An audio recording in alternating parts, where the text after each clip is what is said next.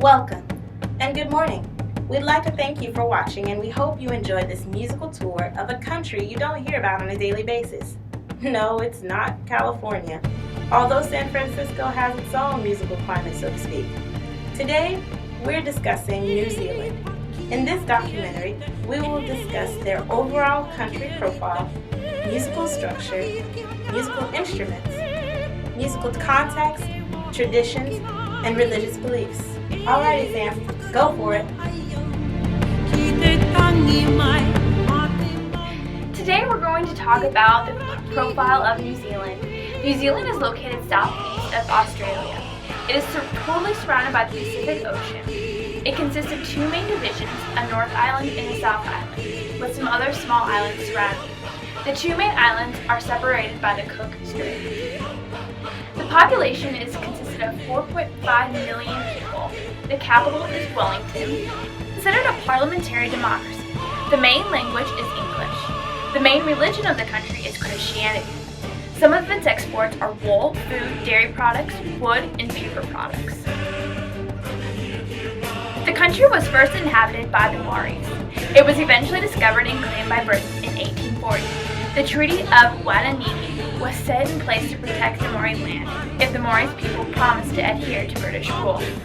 New Zealand eventually won its freedom from Britain on September 26, 1907. This country still holds strong ties to Great Britain. We have the New Zealand flag. The blue background symbolizes the sea and the sky. The four stars symbolizing the constellation of the Southern Cross represents the stars Alpha, Beta, Gamma, and Delta. Maori music had little to no drumming, and it kept time or meter by stomping your feet and slapping your chest or thighs with your hands. Instead of utilizing beats per minute to find the tempo or pace like Western culture music, Maori music uses syllables of text per minute. Usually, slow songs were about 50 syllables per minute, and faster songs were about 240 syllables per minute. Waita has different forms for specific purposes. Oriori for lullabies, Tangi for lament, Oroha for love, Ngeri is a type of chant, Manarwaria is a form of challenge, and Poi. The koala is an aerophone. It's a small native flute that is about 4 to 8 inches long.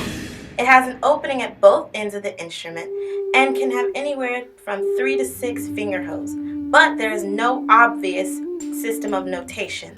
The Maori kaua players were envied and even feared by other men of other tribes and nations because of their playing of this beautiful instrument. It gave them the power over the hearts and minds of women.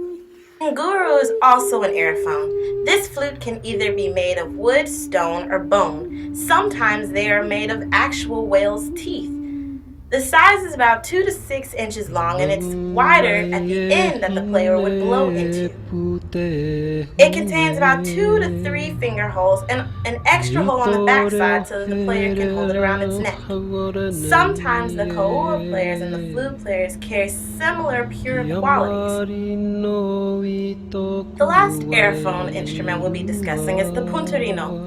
It is purely invented by the Maori people and wasn't used anywhere else in that time period or region. It's a wooden trumpet that can be anywhere from 9 to 20 inches long. It's unique for its uneven shape, and the instrument's body swells to the outer mouth and goes into the center and then narrows back together as it gets closer to the end. Here is an example of a puntarino player.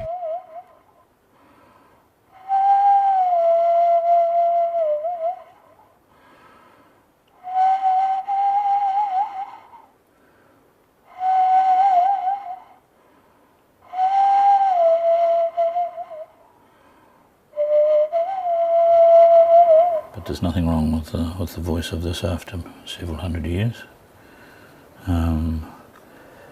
With this large waha here, this mangai, I'm wondering if what it sounds like played across.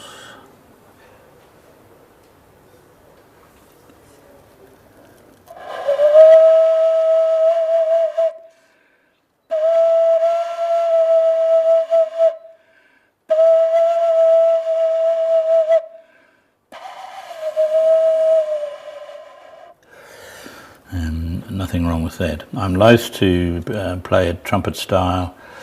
It just seems so feather-light and fragile that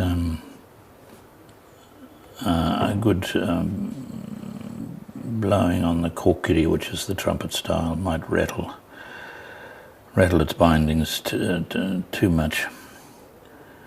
But certainly you couldn't complain about this voice.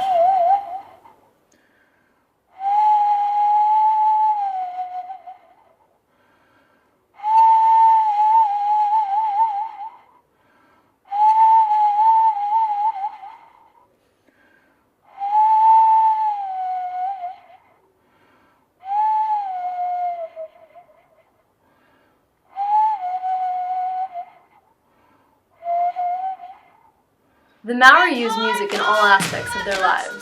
They have songs for every situation and on every imaginable topic.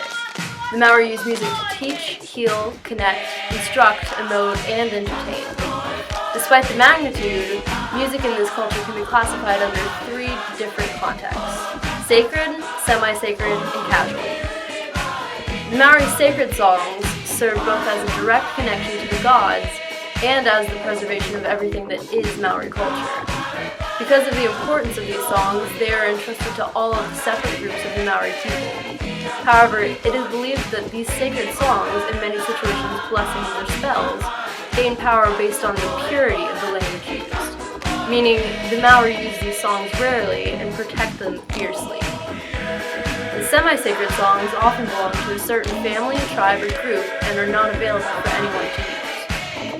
These songs contain the oral history of the family or group and many allusions to legends and tradition. There are many different types of semi-sacred songs, some of which are used to memorialize a person and their accomplishments, tell a family history and expectations of what is to come, or are used in rituals. The casual songs are often the most entertaining. The Maori wrote songs about many different things. However, there are casual songs aside from Who Cheated on Whom and Rainy Days.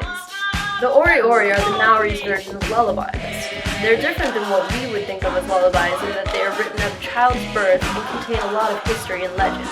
They are meant to educate the child and instruct them on what is expected of him or her. About 1,000 years ago, the Maori used chants such as the karakia specifically as blessings for things such as a bountiful harvest that season or for the birth of a child. With European influences during the 17th century, the chants and prayers were altered to include the Christian beliefs of God and Jesus. However, today there is a movement to remove the adapted chants and prayers and return to the traditional Maori values of simply the earth and nature. As society progressed and New Zealand became more connected to the world, Maori music advanced along with it. Many Maori have made names for themselves around the world. A great example of a Maori that has experienced musical success is a woman named Canady-Anderson. By using a mixture of more contemporary and traditional Maori music, she's keeping the culture's traditions relevant while giving themselves a voice to the rest of the world. There are 8 principal deities. All of the deities are offspring of the benevolent parents Raga and Papa.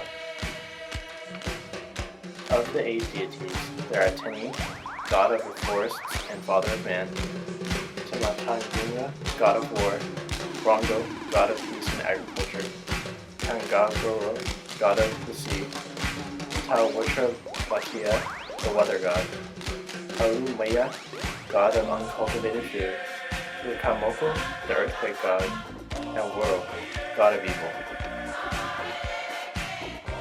Each tribe also has its own exclusive gods, mostly of war. Family gods and familiar spirits originate from abortions, miscarriages, and ghosts of the dead. The names of the gods appear frequently in Karakia, and they occasionally appear in Haka and Ori. Christianity was introduced by missionaries. It was embraced slowly. By 1840, most of the Maori people were attending church services. Later in the 19th century, prophet movements combined Christianity with traditional gods.